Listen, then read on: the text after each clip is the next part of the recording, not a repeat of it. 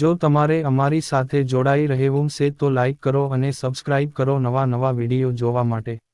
સંતોની છે ને, સંતોની આ પરંપરા છે। આ ઋષિ મુનિનો દેશ છે, સાધુનો દેશ છે, સંતોનો દેશ છે। કાયા જેની કુબડી પડછંદ જેના પ્રાણ, સંતને સુરા નિપજાવતી હોરઠ રતનની ખાણ। સંત ન હોત સંસારમાં તો હળગી જાત બ્રહ્માંડ, જ્ઞાન કેરી લેર છે ઠારત ઠામો ઠામ।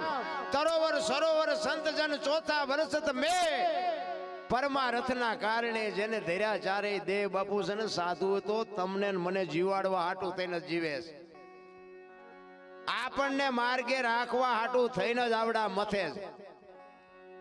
આપણે દેવું નથી ને ઉપરથી લોહી પીવું છે। ખરેખર છે તમારી બધાની એકતા ને તમારી દાતારી ખરેખર ખૂબ બધાએ અવિરત ભોગ આપ્યો છે। ખરેખર ધન્યવાદને પાત્ર છો। અને આવું ભાગવત સપ્તાહનું આયોજન એક પિતૃ મોક્ષાર્થે, ભાગવત છે ને, ભાગવત એટલે ભ એટલે ભક્તિ, ગ એટલે જ્ઞાન, વ એટલે વૈરાગ ને ત એટલે તરવું। ભાગવત જ્યાં વંચાય ને ત્યાં પછી બાપુ કોઈની અસરગતિ રહેતી નથી, એવું મહાપુરુષો કહે છે। કથાનો કઈક મહિમા હોય, કારણ કે કથા છે ને, કથા એનો ઊંધો અક્ષર થાક થાય। આ થાક ઉતારવાની હારામાં હારી દવા હોય તો આ કથા છે।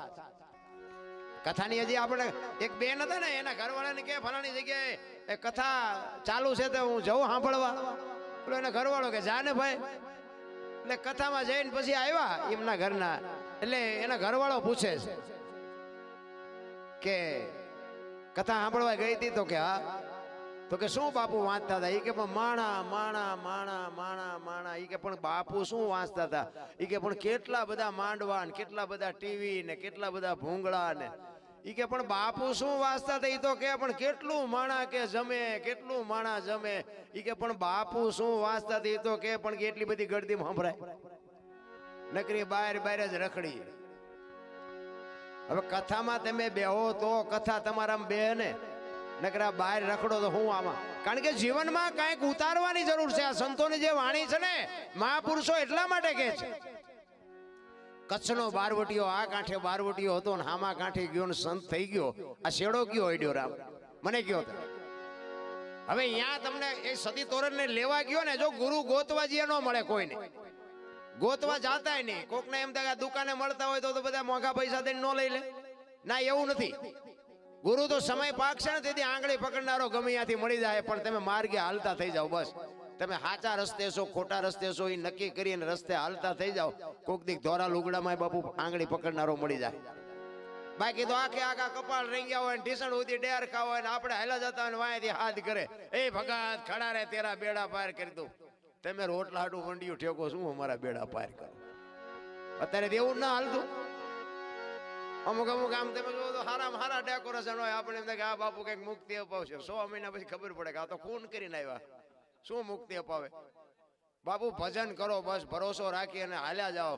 અને વેલો મોડો ભજન પાકે ને દીધી। કચ્છનો બારવટીયો ઈ જેસલ જાડેજો એમના ભાભી મેણું મારે, અને એને કીધું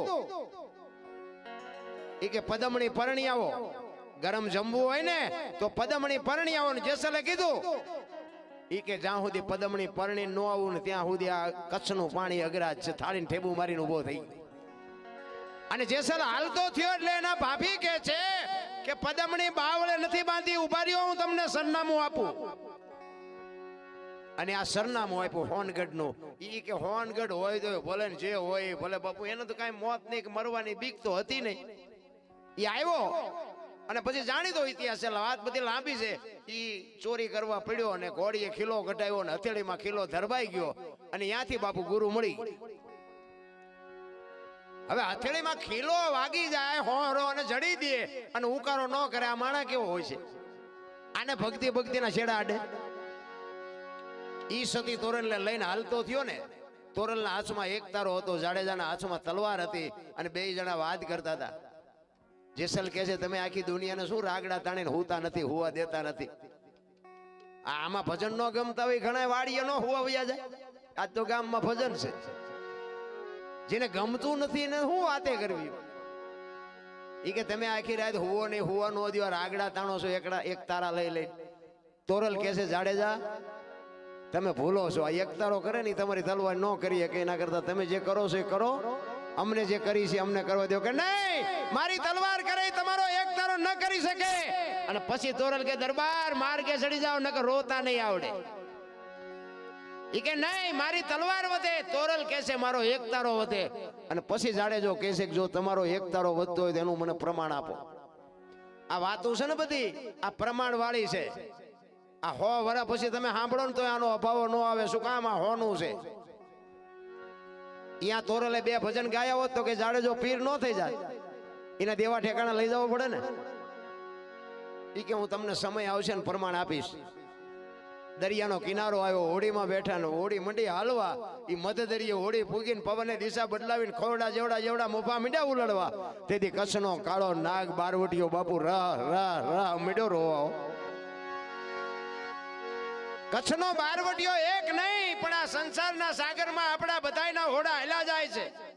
એક લખી લેજો, યમના દૂધ જદી ઉઘરાણી કરે ને તેથી જો સતી તોરલ જેવો સથવારો હશે ને તો જ મોત સુધરવાનું છે. બાકી આ કોરોનામાં કેટલાયના ગલોટિયા કહી ગયા, કોઈ મારા બાપે ન બચાવ્યા. કોરોના આવ્યો ને તેથી બાપ દીકરાને નહોતો અડતો, બૈરું ધણીને નહોતું અડતું, ભાઈ બહેનને નહોતો અડતો. પૈસાના ડટ્ટા હતા ને વાહન હતા ને ડોક્ટર હતા ને ઓક્સિજન હતા, બચાવી ન હક્યા. શું તમે હું બાયું ચડાવી બચાવી લેવાતા ને? પૈસાનો ક્યાં પાર હતો? અડધું નહોતું કોઈ અડધું. આમ જીસીબી થી પાણા થકાવે એમ થકાવતા જ. બોલો, એટલે કહેતા હતા ને મારે બાપા છે ને મારી માં છે ને મારી વહુ છે ને અડોત ખરા. કોઈનું ધણી નહોતું મારા રામ. એમ મધ દરિયાની માલિકો જાડે હોડીઓ આપણી બધાની હાલી જાય ને તો એવો સારો સથવારો હશે ને તો જ કાંઠે પૂગવાની છે. બાકી આ બાપુ બુદ્ધિથી બળથી કોઈની નથી પહોંચવા. સતી તોરલ ને કહે છે જાડેજો, તોરલ હોડી હમણાં બુડી જાય ને આપણે મરી જાશું. ત્યારે તોરલ કહે છે જાડેજા તમે કહેતા હતા ને મારી તલવાર વધ્યા દરિયાને મંડો કાપવા, હમણાં પૂગી જાય છે. અને એ વખતે જાડેજાને બાપુ નક્કી થયું હોય કે હારો એક તારામાં એટલો પાવર છે તો અત્યારે મને ખબર પડી આપણી તલવાર આ ન કરી શકે. તોરલના મોઢા ઉપર રેખા નહોતી બદલાતી અને જાડેજો મનોમન વિચાર કરે કે હું કાળો નાગ કહેવાય અને મારી આંખમાંથી આંહોડા કેમ આવે છે. તોરલ આપણે મરી જાશું, તોરલ આપણે મરી જાશું. તોરલ કહે છે જાડેજા પાપના પોટલા દરિયામાં ફગાવી દો ને કંઈક સારું કર્યું હોય યાદ કરો. પણ કર્યું જ ન હોય તો હા અહીંયા 11 રૂપિયા લખાવ્યા હોય કોક દીક કહેવાય બકરાના કથા હતી એમાં 11 આપ્યા છે. પણ દીધું જ ન હોય, નકરા મફત ગાંઠિયા ખાતા હોય ઈ હોડા રે. તોરલ કહે છે જાડેજા ગભરાવમાં અલગ ધણી હમણાં હોડી પુગાડી દે, હું તમારી હાથે હારે શું ગભરાવમાં બીવોમાં. પણ તમે જેને માર્યા ની બધાને જીવવું હતું, કોઈએ તમારું ભૂંડું નહોતું કર્યું પણ લોહીના ફુવારા ઉડે એમાં મજા આવતી હતી ને. મરી જાઓ, વહેલું મોડું મરી તો જવાનું છે, દરિયામાં ઝુબકો મારી દો. પણ જાડેજાને બાપુ હા નહોતો હમાતો. ચારે બાજુ નજર કરી આરો ન દેખાણો, એમ થયું કે હમણાં મરી જાઉં.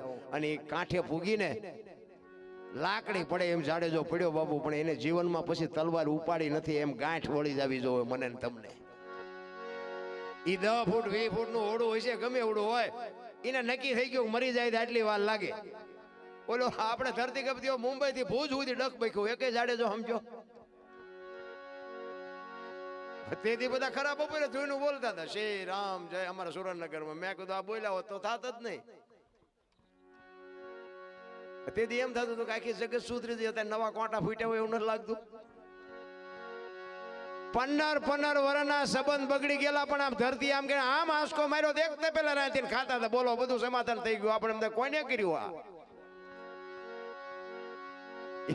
મને ક્યારેક એમ થાય હું તો ધરતીકંપ ને સંભાળું. મને એમ થાય 400 મહિને એક આંટો મારી જતો હોય બધા ભેગા જ રહે. મગાય ધરતીકંપ મગાય. પણ હું તો કહું છું કે આવડા સમજાવ્યા ન સમજાય પછી શું કરવું? અરે મારો નાથ બાપુ ઈ ધરતી આમ હિલોળો માર્યો તો કદાચ આમ ગલોટીઓ ખાઈ હોત તો આપણે શું કરવાના હતા? કાંઈ ન કરી શકાય.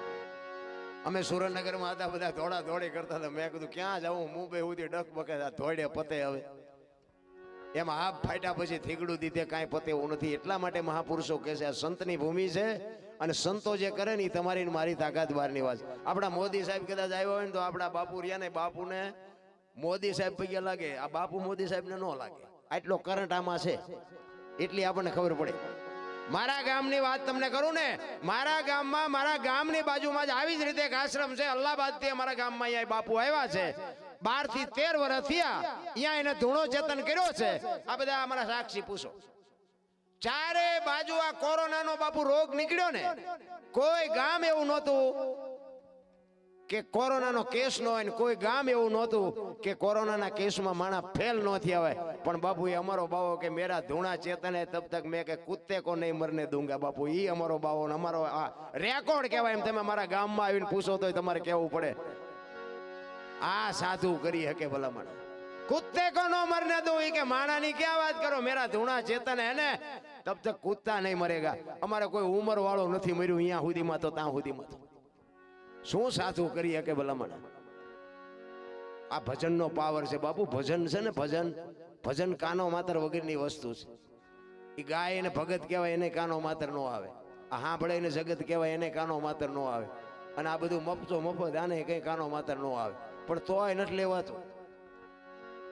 બાકી તો જે સદગુરુ મહારાજ ઉપર ભરોસો છે, જેને જેને ભજન કર્યું છે, આ બધા જેટલા મહાપુરુષોના ભજન છે, શું એમની પેઢીઓ અમારે અહીંયા કોથળા મોકલાવે? આ શું કામ ગાવું પડે, શું કામ કરવું પડે? હરિચંદ્ર, મીરાબાઈ, નરસિંહ મહેતા આ બધા ઘણા બધા છે, એમની પેઢીઓ તો હશે જ છે ને. અમારે અહીંયા કોથળા નથી મોકલાવતી, પણ કઈક કર્યું છે એવું એટલે આ અમારે વાંસા ભગત ની બાપુ આ ગાણા ગાવા પડે છે. શું કામ? અમે ક્યાંક બહાર જાય તો કે ભાઈ એક ભરવાડની બાપુ સમાધિ છે, આવો બકરાણામાં અમે અહીંયા ભજન કર્યું છે.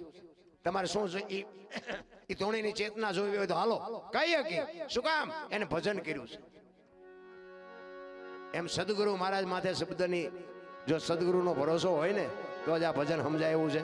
હું તમને એક જ વાત કરું, ભોળાનાથનો દીકરો કે ગણપતિનું માથું ભોળાનાથે કાપ્યું અને હાથીનું લગાડ્યું. આપણે ફોટામાં જોઈ, મૂર્તિમાં જોઈ, આના ઇતિહાસે બોલે છે. માથું કાપી અને હાથીનું માથું કાપી અને ગણપતિના શરીર ઉપર લગાડ્યું. તો હું એમ કહું છું કોઈલું કાપ્યું ત્યાં જ નહીં પડ્યું હોય, હાથીનું શું કામ લગાડ્યું છે? અને માણાના શરીર ઉપર હાથીનું માથું ફીટ થાય તમને કેમ લાગે? પણ સે હાસુ આપણા ચકડા ગઈ ગયા એટલે નથી સમજાતું.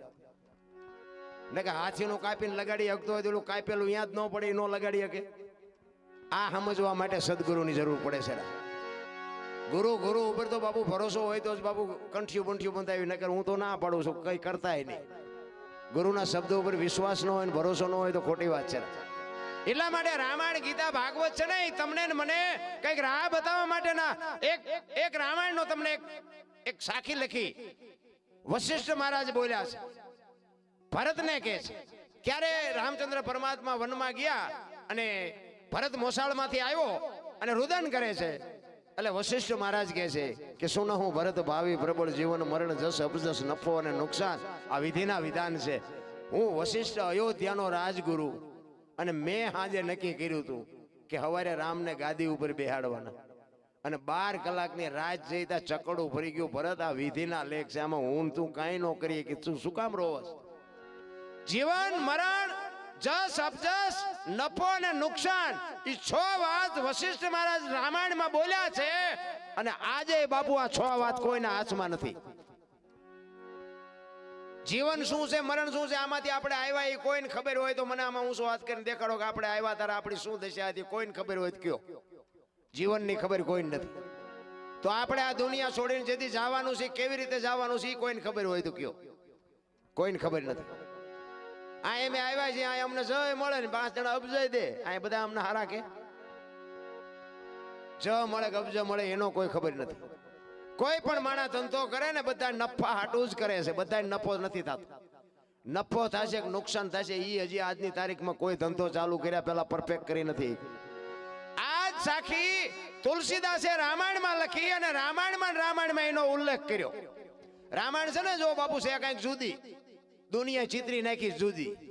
રામાયણ છે એ તો રામાયણ છે ભલામણ. રામાયણ જો એક જીવનમાં ઉતરી જાય ને કાંઈ ન કરવું પડે, કાંઈ ઘટે જ નહીં ભલામણ. રામાયણ એક ગ્રંથ એવો છે આપણો. રામાયણમાં તુલસીદાસે આવડી આ સાખી લખી અને આમાં એનો ઉલ્લેખ કર્યો કે આમાં નફો કોને થયો, નુકસાન કોને થયું, મૃત્યુ કોને થયું અને કોને જીવન મળ્યું, અને જ કોને મળ્યો અને અબજ કોને મળ્યો. તુલસીદાસે રામાયણમાં લખ્યું છે કે નફો કોને થયો અને નુકસાન કોને થયું. તો નુકસાન થયું રામચંદ્ર પરમાત્માના માતુશ્રી કૌશલ્યાને. જુવાન દીકરો અને વહુ બે વનમાં જાતા હોય તો મા માથે તેથી કેવી વીતી છે. નુકસાન થયું માં કૌશલ્યાને અને નફો થયો સબરીને. બાપુ એ રામાયણનું પાત્ર છે. વિચાર કરજો, એક ભીલડીની બાઈ કાંઈ નહીં, અહીંયા ખાલી રામનું નામનું ભજન કર્યું પણ રામને અહીંયા ધક્કો કર્યો. વિચાર કરજો, હગી જનેતા દુખીના ડાળિયા થઈ ગઈ, ભીલની બાઈ બાપુ તરી ગઈ. તમે વિચાર કરો, આમાં નફો કોને થયો, નુકસાન કોને થયું. બીજી વાત કે જીવન કોને મળ્યું અને મૃત્યુ કોને મળ્યું. તો મૃત્યુ મળ્યું રાજા દશરથ. બાપુ રામ જેવો દીકરો હોવા છતાં મૃત્યુ રોકી ન શક્યો. દશરથ મહારાજનું મૃત્યુ થયું અને જીવન મળ્યું અહલ્યાને. બાપુ રામાયણનું પાત્ર, જેનો પગ અડ્યો ને બાપુ શ્રાપમાંથી મુક્ત થઈ ગઈ. તો જ કોને મળ્યો ને અબજ કોને મળ્યો. અબજ મળ્યો કઈ ને, અને જ ખાંટી ગયા વાંદરા. રામને કોઈ કામમાં નથી આવ્યું. અયોધ્યામાં રામ રાવણનું યુદ્ધ હતું ને, ત્યારે હનુમાનજી મહારાજ પર્વત લઈને આવ્યા ને ભરતે બાણ મારીને પાડ્યા ને, તેથી આખી અયોધ્યાને ખબર હતી. હનુમાનજીએ બધા સમાચાર આપ્યા પણ કોઈ ગયા નહોતા. કારણ કે મફતનું ખાવું છે કે અહીંયા જાય, કે માર ખાવાનો ઝઘડો છે કે અહીંયા નથી જવું, ભલે મતતા. આ દુનિયા છે, તેથી આમ જ હતું. ભક્તિ એમના ઉતરે એવી વાત જ નથી રામ. એટલા માટે એક સબરીનો મારે પ્રસંગ કેવો છે. સબરી માતંગ ઋષિ જેના ગુરુ મહારાજ, અને એક બાપુ શબ્દ પકડાવી દીધો ગુરુ મહારાજે, કાંઈ બેસી જાવ, વેલો મોડો રામ આવશે તેથી તારો ઉદ્ધાર થાય. 8-10 વર્ષની દીકરી, એક ભીલની બાઈ, કોઈ વેદનું શાસ્ત્રનું કોઈ જ્ઞાન નહીં, અને ગુરુ મહારાજના શબ્દ પકડીને બાપુ બેહી ગઈ. ગુરુ મહારાજનું શરીર શાંત થઈ ગયું. અને સબરી રોજે રોજ બાપુ ઈશ્વરની રાહ જોઈને, રામ હમણાં આવશે, રામ હમણાં આવશે, રામ હમણાં આવશે. સાંજ પડે કે આજનું આવ્યો કઈ નહીં, કાલે આવશે. બીજે દી એનો ઈ પ્રોગ્રામ કે આજનું આવ્યો કઈ નહીં, કાલે આવશે. બાપુ ચાંદીના પતરા જેવા વાળ થઈને 70 વર્ષ 80 વર્ષની ઉંમર થઈ, અને બાપુ આમ નેજવા કરીને જોવે છે કે રામ કેમ નો આવ્યા. રામ નહીં આવે, અને રામ નહીં આવે એમ કે ને તો અંદરથી અવાજ આવે, મારો ગુરુ બોલ્યો એ કોઈ દી ખોટું પડે નહીં. આવે પણ હું પૂછવાનું ભૂલી ગઈ કે રામે કેવા કપડા પહેર્યા છે, રામે હું વાહન લઈને આવશે, રામ કયા રસ્તેથી આવશે, એ તો હું પૂછવાનું ભૂલી ગઈ. રામ નહીં આવે, પાછો અંદરથી અવાજ આવે કે મારો ગુરુ બોલ્યો એ કોઈ દી ખોટું પડે ને. રામ આવે. રામ ને લક્ષ્મણ જેથી સીતાજીની શોધ કરવા માટે નીકળ્યા ને, તેથી આ સબરીના આશ્રમની નજીક ગયા. પ્રકૃતિ બાપુ રામનું ભજન કરતી હતી. ઝાડવાના પાંદડામાંથી રામ રામ રામ શબ્દો આવતા હતા. લક્ષ્મણ રામને પૂછે છે, મોટા ભાઈ આ કયો મલક આવ્યો, અહીં તો પ્રકૃતિ તમારું ભજન કરે છે. રામ કે છે, લક્ષ્મણ અત્યાર સુધી આપણને બધા સંતો મળવા આવતા હતા ને, તો કે હા. તો કે આજ આપણે એક સંતને મળવા જવાનું છે. આપણે હામી ઝૂંપડી રહી ને, ઝૂંપડીમાં એક ભીલની બાઈ મારા નામના જાપ કરે છે. અને સંતોનું મંતવ્ય છે, એક જગ્યાએ બેન 3.5 કરોડ નામના જાપ થાય ને એટલે ધરતીમાંથી અવાજ આવવા માંડે. આવું સંતો કે છે. હવે એને 70 વર્ષ સુધી નામ લીધા, કેટલા લીધા છે. ઝાડવાના હુકા પાંદડામાંથી અવાજ આવતો. લક્ષ્મણને કે છે, હામી ઝૂંપડીમાં જાતો એ ભીલની બાઈ શું કરે છે. અને લક્ષ્મણ અહીંયા ગયો ને, શેષ નાગનો અવતાર, પરશુરામને પરસ્યો વાળી દે એવો માણા, પણ સબરીની ભક્તિ જોઈને ધ્રુજી ગયો. ભાઈ આ મારા ભાઈના નામ ઉપર આને આખી જિંદગી હોળ ઘોળ કરી નાખી.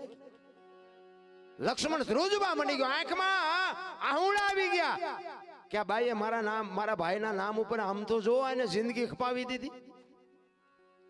અને આમ નેજવા કરીને જોતી હતી, રામ કઈ બાજુથી આવશે, રામ કઈ બાજુથી આવશે, મને હવે દેખાતું નથી, મને હવે સંભળાતું નથી. અને હળવી હળવી ગાતી હતી. શું ગાતી હતી? કદાચ આવી એની પીડા હતી. આ એને ગાયું હોય કે ન ગાયું હોય ખબર નથી મને, પણ કદાચ આવી કઈક પીડા હતી. સબરી ગાતી હતી હળવી હળવી, ઠાકર મને તો મેલ માઠેલી, તું છો એકલ નો બેલી, કાલા ઘેલાય મેં તારા કેવાઈન જો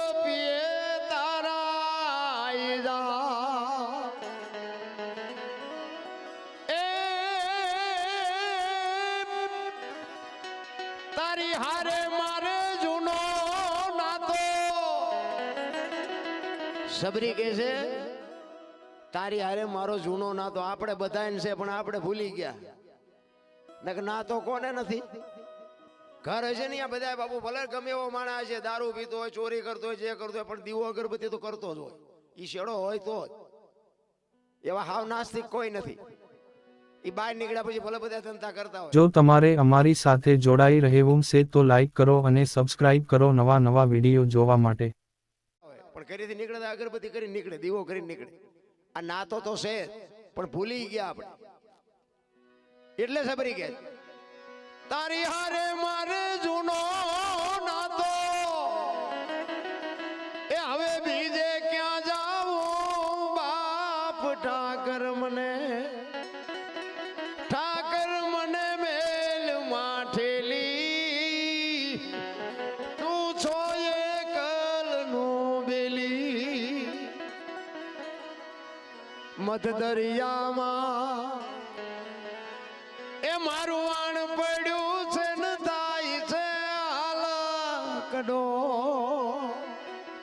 આપણા સંસારના સાગરમાં બાપુ બધાયના હોડા હેલા જાય છે મારો નાશ જેની લગામ પકડી છે ને એના કાંઠે પૂગવાના છે બાકી બળથી બુદ્ધિથી કોઈનું વાહન નથી પોગવાનું મને તો એમ થાય કે ભલામણા એક જીવન અટાણે કેવું મળ્યું છે આપણને આપણા ગઢે હોની નોટ નહોતી ભાળી આ રૂપિયાની પથારીમાં તો અમે બેઠા છીએ તમે જોવો તો ખરા મેં હમણાં કીધું એમ છોકરા કાજુ બદામની ઓગેઠ કરે છે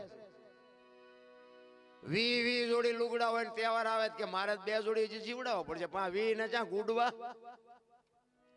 સમય મારો કહેવાનો અર્થ ઈ છે એમાં અત્યારે આપણા ગઢની જે બધી વાતો હતી ને બધી અત્યારે આવે ઓલા આપણા માલધારી હોય માલધારી ઈ ઘેટાને આમ કાતરીને પછી ઉપર આમ ફૂમકા મૂકતા હતા ખબર હોય ઘેટા ઓલા હાંઠિયા હોય તો હાંઠિયાને તે ઈને ઉપર ફૂમકા મૂકે તો ઈ તે આ બધા ભણેલા ગણેલા શું ખબર હે ઈવડા એમને બળદિયા જેવા ગણતા હતી કે આમને બુદ્ધિ જ નહીં આ બધા અભણ ને ગામડા વાળાને શું ખબર પડે ઈ કે જો ના પેલા ફૂલડા પાડીને કે કેવા રાજી થાય અત્યારે માણા માથે ફૂલડા પાડવા આઈન પર ટકો હોય ને આઈન પર કાન ઢાંકી દીધો હોય ઈ જ આવ્યું હોય ને અટાણે જે માલધારી ઘેટાને કાતરતા હતા ને એમ અત્યારે માણા કતરાવે બોલો મારા દીકરાનો દીકરો એક છે ને એને ઓલું જીન્સના પેન્ટ તો ફાટેલા હોય ને મને એકદમ હમણાં નક્કી થયું મને એમ હતું આ કાયદેસર ફાટેલા જ છે ફાટેલા નહીં કે આ ફેશન છે એ મારા ટાબરીઓ છે ને એ મારી પાસે આવ્યો ને મેં કીધું બેટા તાર પપ્પા જઈ ગયા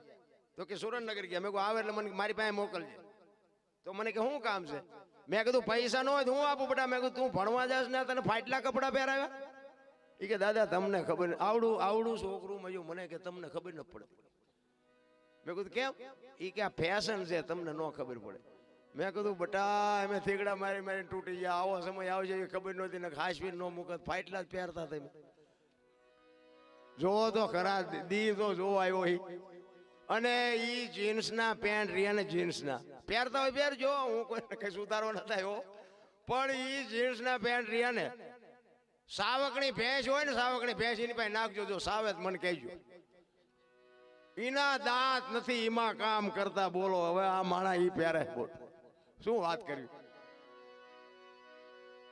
ઈશ્વર ગોર બાપુ કોકની એમાં પૈસાની બાપુ પથારી મને એક ભાઈ કહેતા હતા મને કે સમય કે અત્યારે ગાયકા જાય મેં ના ગાયકા કઈ નથી જતો જેટલા વાગે ઉગતો હતો ને એટલા જ વાગે ઉગે તો કે પણ એવું નથી લાગતું પણ મેં પેલા જ ન જાય ને ભૂખ્યા જાય ખાવા જ નહોતું ભૂખ્યા દી જાય હવે અત્યારે તમે 8 વખત ખાવ છો તો તે ધરાતા જ નથી રાતે ખાવ દીએ ખાવ નકરું ખા તમને એમ થાય કે મારે બેટું કાલ મરી જશું આ જીવનો આ સમય વયો જાય એટલે આપણા ગરડા ભૂખ્યા રહેતા હતા દી ક્યાંથી જતો હોય છે અત્યારે સમય સારો છે કહેવાનો મારો આમાં તમને કહું તમે આ લોઢા ઉડાડી શકો આ પ્લેન છે માણા જ ઉડાડ્યું છે આ મોબાઈલ છે વગર દોડે વાતો થાય બાપુ કેટલું બધું મારી પાસે ગોઠવું છે આ માણાએ જ બનાવ્યું આ જેટલું દેખાય છે આ બધું માણાએ કર્યું છે અને માણસ છે ને બુદ્ધિથી બનાવે છે તો એ બુદ્ધિ બનાવવા વાળો કેવો હોય છે તો એન પર આપણે વિજ્ઞાનને માની કે ભાઈ આની આ લાઇટની વાત ન થાય ને આ સાઉન્ડની વાત ન થાય ને પ્લેનની વાત ન થાય ને મોબાઈલની વાત ન થાય પણ તમને મને બાપુ બુદ્ધિ આપવા વાળો છે એની તો કઈક વાત કરો એક ભાઈ મને કે આપણા મોદી સાહેબ છે ને ઈ કે ઓલરાઉન્ડ XYZ કોઈ કામ હોય ને કે ઓલરાઉન્ડ. મેં કીધું હા ઓલરાઉન્ડ હારા છે. મેં ઈ કે એમ નહીં તમે કોઈ બી કામ. મેં કીધું એમ? તો કે હા. મેં કીધું હું હાથી જોડી દઉં. મેં કીધું એક આંટો વળી આવે. તમને કે ઈ તો નહીં આવડતું. મેં કીધું એક ભેંસ ને મેં કીધું નવાસણું વાળી દઉં. મેં કીધું દોઈ દે. ઘોડાનું મેં સામાન માંડી દઉં. મેં માથે ચડીને આંટો મારી આવે. મને કે હું તમે? મેં ખાટલો દોરીનો ભરવો હોય મેં કોઈ ભરી દે. એવા તો મેં એને 100 કામ ગણાવ્યા. મેં કીધું ઓલરાઉન્ડ તો ઓલો બેઠો ને ઈ એક જ છે. આમાં તમે અમારા કરતા બુદ્ધિશાળી હશો ને પૈસા વાળા હશો ને બધા હશો. અહીં આવીને કીધું ભજન ગાવું જોઈએ. તમારું ગામ છે તોય તેમ જે નથી બોલતા ભજન શું ગાવ? આ એવું હેલું નથી. ઈ તો ગુરુ મહારાજની કૃપા હોય, મા બાપની કઈક કમાણી હોય ને તો બાપુ આ બાકી હામા ગામમાં જઈ અને તમે આનકરના મોઢે બેઠા હોય ને અમારે હામું બેન બોલવું એટલે અહીં આવીને બોલી જુઓ. તમારું ગામ છે તો બોલી જુઓ, ખબર પડે. જેના બદલે ફે થઈ જાય, લોહીના ધબકારા વધી જાય. આ એવું હેલું નથી નારાયણ. પણ જેને ભજન પ્રત્યેનો પ્રેમ છે, હમણાં કીધું ને ઓલા ભાઈએ કે પ્રેમ ને વાચા હોત તો જગત જોગી બની જાત, હલકી ને હિમાલય જાત પછી ભગવા પેરી ભૂદરા. પ્રેમ છે ને એ 8 અક્ષરનો મંત્ર છે. પ્રેમ હોય અહીંયા પરમેશ્વર પ્રગટ થાય. કોકના ઘરમાં ભડકા કરવા એને પ્રેમ ન કહેવાય, એ વેમ છે. એ ખોવાઈ જવાના ધંધા છે. બાકી તો બાપુ એક દુનિયામાં નામ જોતું હોય ને તો મહેનત કરવી પડે. એમ નામ ન થાય. આ એક બુશટ હોય ને એને ઉજળો કરવો હોય તો હાબુ જોવે, પાણી જોવે, ધોકાવો જોવે, મળવો જોવે, મેલો એની હાથે થાય. ખરાબ તો ઇમનામ થઈ જવાય. સારું થવામાં મહેનત કરવી પડે. એનો એક દાખલો અમરેલીનો મૂળદાસ લુહારનો દીકરો. હાંજનું ટાણું હતું ને એ સંત બાપુ એ કુવાના કાંઠે બેઠો બેઠો માળા કરતો હતો અને એક જુવાન દીકરી કુએ પડવા આવી અને બાપુ જોઈ ગયા. બાપુને એમ થયું કે દીકરી આવે છે તારે રાતનો ટાઈમ છે અને ઉતાવળી આવે છે, હમણાં કુવામાં પડશે. બાપુએ દોડીને હાથ પકડી લીધો. હા હા બેટા શું કામ? એ કે બાપુ મને મરવા દો, મારે મરી જવું. પણ શું કામ? એ કે બાપુ મારા જીવનમાં એક ભૂલ થઈ ગઈ છે, મારે મર્યા સિવાય ઉધાર નથી. તો કે પણ આ મરીને બીજી ભૂલ કરવી છે. તો કે પણ શું કરું બાપુ? મને કઈ સૂઝતું નથી. પણ કે તું વાત કરી તો ખબર પડે ને.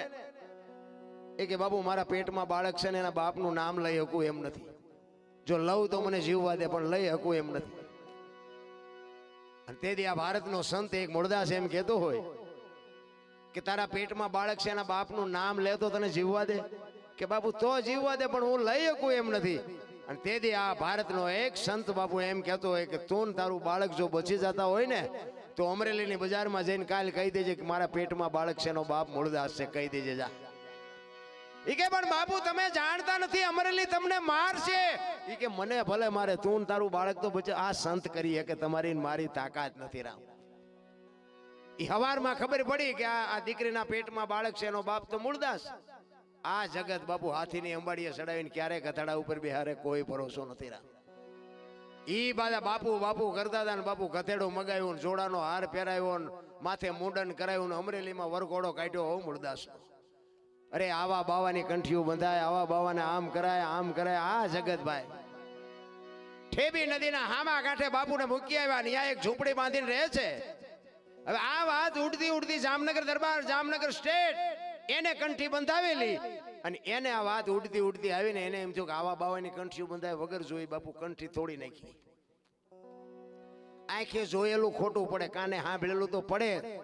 આંખે નજરે જોયું હોય ને તો બાપુ ખોટું પડી જાય. આયા મૂળદાસ ને વિચાર થાય કે આ જગત ન સમજી શકે પણ ઓલો ગમે એમ તો રાજા છે, એ મારી વાતને સમજી શકે. જામનગર જઈને બાપુને વાત કરું. અને અમરેલીથી જામનગર જાય. જામનગર દરબારગઢમાં ગયા અને કીધું કે મારે બાપુને મળવું છે. એ કે બાપુ તો ઘરે નથી. તો કે ક્યાં ગયા? એ કે અમારા મોટા મંદિરે બધા સંતો આવ્યા છે, મોટા મહાપુરુષો આવ્યા છે, અહીંયા કંઠી બંધાવા ગયા.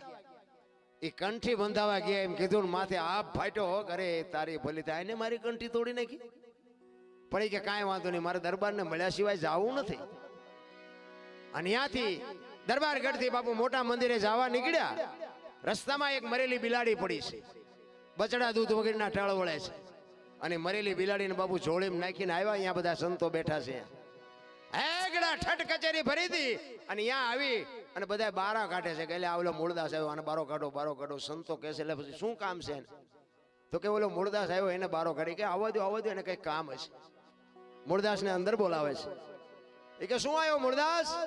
એ કે બાપુ મારે કાંઈ કામ નહોતું, હું તો અહીંથી નીકળ્યો હતો, પણ મેં એવું સાંભળ્યું કાંઈ મોટા મોટા સંતો આવ્યા છે, એટલે એક મરેલી બિલાડી પડી હતી ને બચડા બચારા દૂધ વગેરેના ટળવળે છે, એટલે મને એમ થયું કે આ મોટા મોટા સંતો આવ્યા, બિલાડીને જો જીવતી કરે તો બચડા દૂધ ભેળા થાય, એ હાટું આવ્યો, બીજું કાંઈ છે નહીં. એમ કહીને મરેલી બિલાડી બાપુ ડાયરા વચ્ચે બારી કાઢી મૂકી, આખો ડાયરો મીડો દાંત કાઢવા.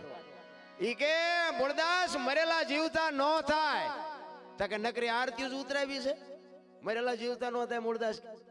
ઈ કે તને અમરેલીએ જાકારો આપ્યો ને એટલે તારું સહકી ગયું છે, મરેલા જીવતા ન થાય. કે ના બાપુ જરાય સહક્યું નથી, બરોબર કમ્પ્લીટ જ છે, કાં એને બેઠી કરો ને કાં પછી લાવો કમડળ મારી પાસે. વિચાર કરજો તેથી કેવું ચિત્ર છે. ઈ કે બાપુ આને બેઠી કરો અને ન થાય તો પ્રગોટીનો મરણો બદલ્યો. ઈ કે લાવો કમડળ મારી પાસે. હવે તેથી બાપુ કમડળ હાથમાં આપ્યું, હાથમાં આંજળી લઈને મારા નાથની બાપુ એને કેવું પસંદ કર્યું છે. હે દીનબંધુ દયાળુ, હે પરમ કૃપાળુ પરમેશ્વર, તન મન ધનથી મેં તારું ભજન કર્યું હોય, હાથે પાતાળમાં જો ક્યાંય ડાઘ ન હોય, કોકના દુઃખ જો મારી માથે લીધા હોય, તો આ બિલાડી બેઠી કરજે. જો બિલાડી બેઠી ન કર, મારા ખોળિયામાં જીવ રહેવા દઉં તો હું મૂળદાસ નહીં. એમ કહીને અંજળી સાટી અને બિલાડી હાલતી થઈ, જે ડાયરેની દશા હું થઈ છે. જામનગર દરબાર એમાં જ બેઠા હતા. એને એમ થયું ખાલી કંઠી તોડીને મેં ભૂલ કરી છે, આનું પાપ હોય ને હોય તો બિલાડી બેઠી થાય નહીં, પણ હવે તોડી નાખી, હવે હું કરું? હડી કાઢી હો ને મૂળદાસ તો બાપુ ચોથા આંસુ રડતો રડતો પગથિયા કાટ કાટ કાટ કાટ પગથિયા ઉતરીને હાલતો થઈ ગયો. દરબાર દોડ્યા હો, એ બાપુ ભાર્યો, એ બાપુ ભાર્યો, પણ મૂળદાસ ઉભા નથી રહેતા. દોડીને આગળ જઈને લાકડી પડે એમ પડે પગ ઝાલ્યા હો, બાપુ મારી ભૂલ થઈ જાય, બાપુ મારી ભૂલ થઈ જાય, મને માફ કરો. તેથી મૂળદાસ કહે છે, અરે ભલા માણા, હું ઠેઠ અમરેલીથી તારી પાસે આવ્યો હતો. મને એમ થયું કે આ જગત નો સમજે કે તું તો મારા બાપ 5-25 ગામનો ધણી હતો, તને મારા ઉપર ભરોસો ન આવ્યો. હવે કોઈક હારો બાવો ગોતીને કંઠી બાંધી લે, સમય વિયો ગયો. એમ તમારો મારો સમય છે, કાંઈક મોજ આવે તો કરી લેજો. સમય બડા બલવાન નહીં પુરુષ બળવાન, કાબે અર્જુનને લૂંટ્યો ઓહી ધનુષને ઓહી બાણ. મરી જવાનું છે એ મગજમાં રાખજો, અને એ મગજમાં હશે ને તો મોતની બીક નહીં લાગે. બાકી મોતથી ભાગવા માંડશું ને એટલે મોત વધારે ભે કરશે, ભાગવું નહીં. કારણ કે એ મેં હમણાં કીધું એમ કોઈને ખબર નથી કેમ આવવાનું છે. બાકી તો અત્યારે ભગવાને બુદ્ધિ આપી ને તો બુદ્ધિના ગાળિયા થયા બધા. એક ગામમાં 2 ભાઈબંધ રહેતા હતા ને, કામ ધંધો કઈ કરે ને, રોજ તલાવની પાળે બેઠા હોય, નાવા ધોવા ઘરે આવે, રોટલા ખાવા આવે, પાછા વ્યા જાય. એટલે એના બાપા નીકળ્યા, એ તમે હવે ખૂંટિયા જેવા, તમે કઈક ધંધો કરો, અમારે કઈ કરવાનું તમારે ખાવાનું. એટલે એ 2 જણા અહીંયા બેઠા બેઠા વિચાર કરે કે ઘરે એટલે હાલ ને કઈક આપણે ધંધો કરીએ, ઘરે જઈને કે કકળાટ થાય, મજા નથી આવતી.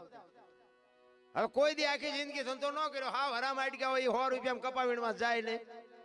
હવે એને 5 રૂપિયા પૈસા વાળું થવું હોય, બોલો કે આ ધંધો કર્યો ને આ કર્યો, આ કર્યો, 2 માંથી એક મગજમાં કઈ બેઠો નહીં. એમાં એક જણે કીધું મને એક ધંધો ઉજે. એ કે શું? એ કે પૈસા સાપવાનું કારખાનું નાખી દેવી હાલ. મૂળ તો ઘરે પૈસા ની લપ છે ને, પૈસા ઘરે આપી દે પછી શું ટકા થવાના હતા. એ કે ઈ તારી વાત સાચી લે. એ કે 2-3 તિજોરીઓ ભરી લે, પછી બધું હોંકેલો કરી લે. એ બધું કર્યું ભેગું, મશીન ને કાગળ ને આ ને તેને બધું. એ કે હું મોટું પૈસા બનાવવાનું, તું મને ડટા બનાવ. હો ના ડટા કરીને તિજોરી મને ભરવા. અર્ધિક તિજોરી ભરીને ત્યાં એકની નજર જઈ ગયેલા ઉપર કઈક ભૂલ થઈ જાય.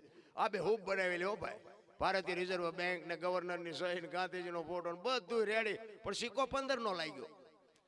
હવે 15 ની નોટ લઈને ક્યાં જવું? ઈ કે આમ જો આ 10 ની 20 ની 50 ની તો બરોબર, પણ આ 15 ની નોટ લઈને ક્યાં જવું? એટલે કે ઈ ભૂલ થઈ. તો કે ગામડામાં જવાય, અહીંયા ગામડામાં નાની નાની દુકાન હોય, એમાં કોઈક બાપા બેઠા હોય, પણ કોઈક ડોશમાં બેઠા હોય, અહીંયા હાલી જાય. તમારા ગામ જેવું ગામ હતું ને, એક ઝાપામાં બાપા દુકાન નાખીને બેઠેલા, ચોકલેટ ને પેપરમેન્ટ ને એવું વેચે. અહીંયા આવ્યા, એ કે બાપા એક 15 ના છૂટા આપશો? કે હા લાવો ને બાપા આપું. 15 ની નોટ આપીને તો બાપા સકરી ખાઈ ગયા. એટલે કે 15 ની નોટ આ કે ક્યારે બહાર પડી? એટલે હમણાં જ બહાર પડી, તમને નથી ખબર? કે પણ અમારા છોકરા રોજ શહેરમાં જાય, કોઈ બોલ્યા નહીં. એ કે દેવાય દો ને, કે હું થોડું જૂઠું બોલતા. બાપા કે ના ના આપું તો ખરો, પણ કે 15 નો આપું, 14 આપું. ઓલામ ને એમ કે 8 ને નથી આવું, 14 તો 14 લઈ લેવાય. એ કે સારું, તમારો 1 રૂપિયામાં જીવ બગડ્યો ને, 14 આપો લઈ લો. એટલે બાપાએ ટેબલ નું હેઠલું ખાનું ખોલી અને હાથની 2 આપી. એટલે છોકરા કકરી ખાઈ ગયા. એ કે બાપા કે હા ઈ કે હાથ હાથની ચારે બહાર પડી કે મેં તારી પેલા કારખાનું નાખ્યું હતું, તારે 15 ની ભૂલ થઈ ની, મારે હાથની થઈ છે. હવે આ બુદ્ધિના ગાળિયા નહીં તે બીજું હું આ ભજન કરે. અરે આમાં કોના વખાણ કરવા? આના માટે બાપુ જો માં કાંઈક સંસ્કાર આપે ને તો જ બાપુ સંતાન કંઈક દુનિયામાં પૂજાય ને દુનિયામાં કંઈક ઓળખાણ થાય, બાકી છે ભગવાન કાંઈ છે નહીં રામ. એટલા માટે મહાપુરુષો તમને ને મને કહે છે. આ સબરીની એક બે કડી કહી અને પછી મારી વાણીને વિરામ આપું. સબરી છેલ્લે કહે છે, મધ દરિયામાં એ મારું વાણ પડ્યું છે ને થાય છે હાલકડો, એ અમારા વાણનો ખારો બની તું એ ઉતારજે ભવ પાર. ઠાકર મને મેલ માઠેલી તું છો એકલ નો વેલી. કેવી બાબુ એક ભીલની દીકરીએ કેટલી અંતરથી બાબુ ભક્તિ કરી છે, કેવું ભજન કર્યું છે. છેલ્લી કડીમાં સબરી કહે છે, પેલા આપણા વાણિયા આપણને વરહ સુધી ધિરાણ કરતા અને દિવાળી આપણે એનો હિસાબ કરવો પડતો, અને જો હિસાબ પૂરો ન થાય ને તો બીજો વાણિયો આપણને ધીરે નહીં. આવું પેલા નિયમ હતો. એટલે સબરી એ વાતની વાત કરે છે કે તું તો અમારો શેઠ છો, અમે તો તારા ગ્રાહક છીએ, હવે તું અત્યારે જો અમને મળી નહીં તો અમારે હવે ક્યાં જવું. એટલે કહે છે, અમે સીતારા એ આડતિયા ને શેઠ તું છો સાવકાર.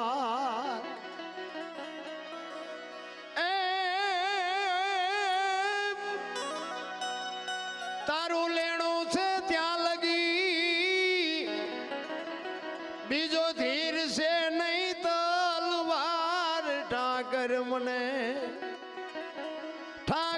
મને મેલ માઠેલી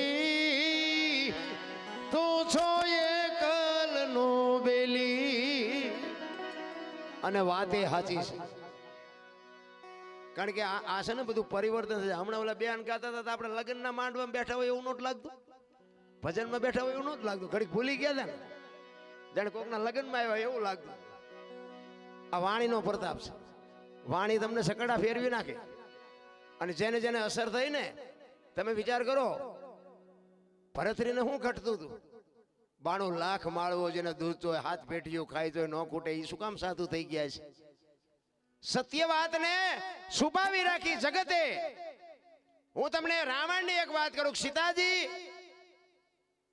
જનક મહારાજના દીકરી, અને એ 10-12 વર્ષની ઉંમર, અને શિવનું ધનુષ ઘોડો ઘોડો કરીને ફરતા હોય, અને જનક મહારાજ જોઈ ગયા. એ કે ઓહો, આ શિવ ધનુષને મારી દીકરી આ કોઈ હલાવી ન કે એને ઘોડો ઘોડો કરીને ફરે છે, તો હવે આના આટલું મૂર્તિયાનું શું? એટલા માટે એમને સંયવરની રચના કરી. હવે સંયવરની રચના કરી એ કે આ ધનુષને જે ભાંગે એને મારી દીકરી વરમાળા પહેરાવે. એમાં કહે છે રાવણ હતો. હા શું હોય ખોટું હોય મારો રામ જાણે, આ તો આનંદ કરાવું છું. રાવણ હોય કે ન હોય એ મને બહુ ખબર નથી, પણ કે છે મેં સાંભળ્યું એ રાવણ કે એમાં હતો. એ રાવણ ધનુષ ઉપાડવા ગયો ને ચોખા જેટલું નથી હલાવી ગયો. તો મને એમ થાય કે ચોખા જેટલું એ ન હલાવી ગયો તો સીતાજીને આખે આખા જેમ ઉપાડી ગયો? વિચારવા જેવું નથી. સીતાજી તમને કહું બાપુ એક શક્તિ હતી. સીતાજીની એક દ્રષ્ટિ બાપુ રાવણ ઉપર પડે ને તો રાવણની રાખ આ દુનિયામાં ન પડે, રાખ જ પાથરી ઉડી જાય. આ દુનિયામાં રાખનો ઢગલો ન થાય, રાખ બનીને ઉડી જાય. એટલી શક્તિ માં ભગવતી દેવી સીતામાં હતી. પણ તો સીતાજીને લઈ જવાનું કારણ શું? એક મારા ચારણ છે, એક મિત્ર કવિરાજ અમારા મિતાણા પાસે એક મારા લાભભા કરીને એક ચારણ છે, એને મને વાત કરી લ્યા. સાચી ખોટી મારો નાશ જાણે. ઈ કે મને એમને કીધેલું, ઈ કે ધનુષ રાવણ જો ન હલાવી ગયો તો કે સીતાજીને રાવણ આખે આખા ઉપાડી જવાનું કારણ શું? મેં કીધું આ તો કવિરાજ, મેં કીધું મેં કોઈના મોઢે સાંભળ્યું નથી. સીતાજીને લઈ ગયા રાવણ ઈ તો બરોબર છે, પણ એ વાતે તમારી વિચારવા જેવી છે. ધનુષને સીતાજી ફેરવતા હતા, એ ધનુષને રાવણ હલાવી નથી ગયો, તો સીતાજીની શક્તિ શું? અને રાવણ જો સીતાજીને ઉપાડી જતું હોય તો આની શક્તિ શું? તો માની શક્તિ ગઈ ક્યાં? અને એમને મને વાત કરી કે શિવ ભોળાનાથ અને પાર્વતી જેથી હિમાલય ઉપર બેઠા હતા ને તેથી માં પાર્વતી વિષ્ણુ ભગવાનના ઘરે બેહવા માટે ગયા અને વિષ્ણુ ભગવાને મકાન બનાવેલા.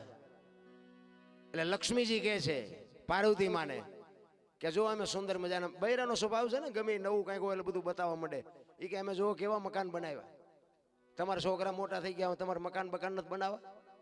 પાર્વતી માં કહેલા એ તો મને અમને કઈ યાદ જ નથી આવતું કે આ મકાન તો જોયું જ તે ને. ઘરે આવીને ભોળાનાથ ને ઉભા કર્યા. એ કે આપણે મકાન બકાન કઈ નથી કરવા? ભોળાનાથ કે અત્યાર સુધી આને મગજમાં જ નહોતું ના, કોને આને મકાન ની આ વાત કરી? એ કે પણ મકાન નું કોઈ દી નહોતું, તને યાદ આવ્યું ને કે અત્યારે કેમ મકાનમાં? કે પણ આ વિષ્ણુ ભગવાન એમને કેવા સરસ મજાના મકાન બનાવ્યા. એ કે હા અહીંયા ગયા છો તમે, બરોબર. તો કે પણ આપણે મકાન બનાવે પૈસા તો આપણી પાસે છે ને. એ કે ભભૂતિ હું તમને આપું, તમે ભભૂતિ બારોબાર હોનું લઈ આવો. જો તમારે અમારી સાથે જોડાઈ રહેવું છે તો લાઈક કરો અને સબસ્ક્રાઇબ કરો નવા નવા વિડીયો જોવા માટે.